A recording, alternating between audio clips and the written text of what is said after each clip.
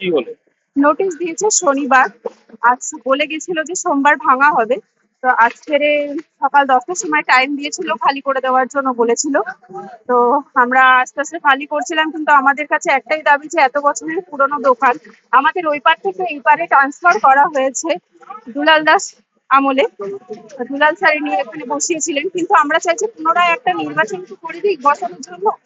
অনেকের ওখানে পেট চলতো, অনেকে সবাই টিফিন খেত, যাদের পেট ভরতো। আর পুনরায় কত বছর ধরে এই দোকান আছে? কত বছর ধরে দোকান চলছে?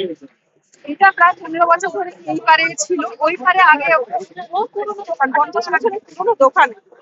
15 বছর আমরা এখানে দোকানদারি করেছি। এই আজকে দোকান থেকে ভেঙে দেওয়া হচ্ছে, কি বলবো? হ্যাঁ, সবার মায়া জড়িয়ে আছে, সবার ইমোশন জড়িয়ে আছে এর মধ্যে। সবাই করে খাচ্ছিল। এখন যদি মানে সরকার দেখতে পাচ্ছে, নিশ্চয়ই দেখতে পাচ্ছে যে কি অবস্থা করছে, প্রতিটা মানুষের মানে নাজেহাল করে দিচ্ছে। সবার একটা একটা ব্যবস্থা করে দিয়ে ভাঙা উচিত ছিল। এইভাবে পেটে লাথি মারা কারণ কতজন দোকানদার আছে তাও? এখানে নেই করে 20-25টা দোকান তো আছে, দোকানদার আছে। যেখানটা ভাঙা এখন 20-25টা দোকানদার তো আছে। পোর্ট ট্রাস্টের জমি আজকে দখলমুক্ত করার জন্য আবার বাংলাতে চলল বুলডোজার। রাজ্যে বিভিন্ন জায়গায় স্টেশনগুলো দখল করার জন্য চলেছিল বুলডোজার। রীতিমতো কলকাতা শহরে জঞ্জাল মুক্ত করতে বা ফুটপাত মুক্ত করতে বা বেআইনি নির্মাণ ভাঙতে রীতিমতো রাজ্য সরকারের উদ্যোগে চলেছিল বুলডোজার। কিন্তু এবার বুলডোজার চললো জিঞ্জিরা বাজারে, তারাতলা থানার অন্তর্গত জিঞ্জিরা বাজার পোর্ট ট্রাস্টের জমি দখল করার জন্য চললো বুলডোজার। যেটা সূত্র মারফতে জানা যাচ্ছে, শনিবারে জানানো হয়েছিল ওখানকে যারা ফুটপাতে দখল করে যে সকল ব্যবসায়ীরা দোকান করেছিলেন তাদের জানিয়ে দেওয়া হয়েছিল পরিষ্কার যে সোমবার 10টার মধ্যে তাদের ফুটপাত অর্থাৎ পোর্ট ট্রাস্টের জমি খালি করে ফেলতে হবে।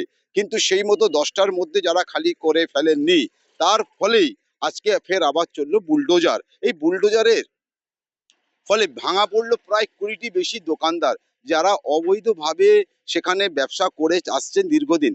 রাজ্যে পালাবদলের আগে টিএমসি সরকারের সময় একাধিক জায়গায় এভাবে বেআইনিভাবে দখল করা হয়েছিল। যেটা জানা যাচ্ছে যে এই পোর্ট ট্রাস্টের জমিটা মূলত ছিল কোকাকোলা কোম্পানি নামক একটি কোম্পানির নামে, তাদের দেওয়া হয়েছিল লিজ হিসাবে। কিন্তু দেখা যাচ্ছে পরবর্তীকালে দীর্ঘদিন ধরে তারা এখানে কিছু কিছু করে এক একটা দোকানদার বসতে বসতে প্রায় 20 জন এখানে ব্যবসা করতে শুরু করে, রীতিমতো জায়গা দখল করা হয়। কিন্তু আজকে তারাতলা থানা এবং পোর্ট ট্রাস্টের উদ্যোগে নিয়ে সেই জমিকে দখলমুক্ত করার জন্য আজকে চললো বুলডোজার। কিন্তু তারই পাশাপাশি যেটা জানা যাচ্ছে স্থানীয় সূত্রে, সাধারণ মানুষ যারা ওখানে ব্যবসা করছেন তারা ভেবেছিলেন হয়তো প্রাক্তন সরকারের মতন হয়তো এবারে হয়তো চলবে, নোটিশ হয়তো আসবে, কিন্তু কিছুই হবে না। কিন্তু ফল হলো উল্টো, বুলডোজার কিন্তু চললো, ভেঙে ভেঙে ফেলা হলো যে সকল ঝুপড়ি করে থাকা এবং পোর্ট ট্রাস্টে যে সকল রাস্তার ধারে জমি দখল করেছিল সেটাকে দখল মুক্ত করার কাজ। তারই পাশাপাশি যে দীর্ঘদিন ধরে যারা ব্যবসা করছেন দোকানদাররা, তারা বলছেন যে এইভাবে যদি ভেঙে ফেলার ফলে আমাদের প্রায় ব্যবসা বন্ধ হয়ে যাবে এবং আমরা সংসার চালাবো কি করে, সেটা নিয়ে উঠে প্রশ্নচিহ্ন।